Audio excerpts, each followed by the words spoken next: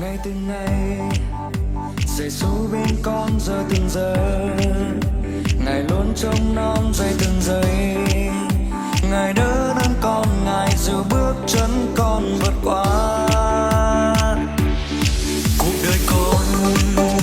Nguyện dâng Giêsu sinh dung con, làm theo ý Cha Thánh Linh Ngài, dẫn lối chân con từng bước đi trên đường đời.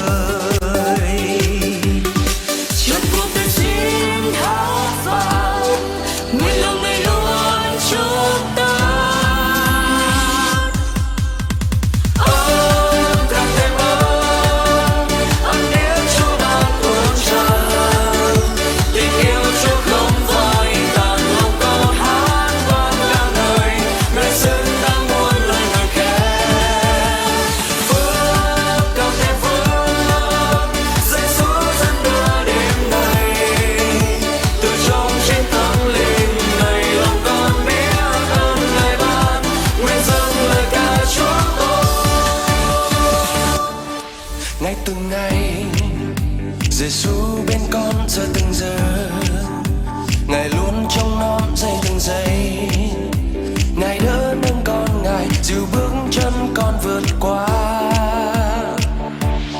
Cuộc đời con nguyện dâng Giêsu xin dung con, làm theo ý Cha Thánh Linh Ngài, dẫn lối chân con từng bước đi trên đường đời. trong cuộc đời xin hát vang, nguyện lòng này luôn cho ta. Càng thêm ơn điếc Chúa ban ơn tràn, tình yêu Chúa không phai tàn, lòng con hát vang cả đời, Ngài xứng đáng muôn lời ngợi khen.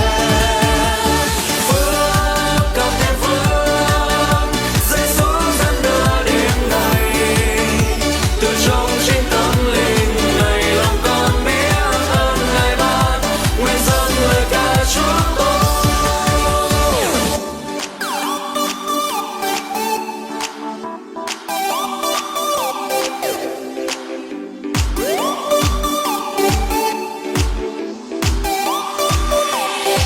Chọn cuộc đời xin hát vang, nguyện lòng này luôn chúc tôn.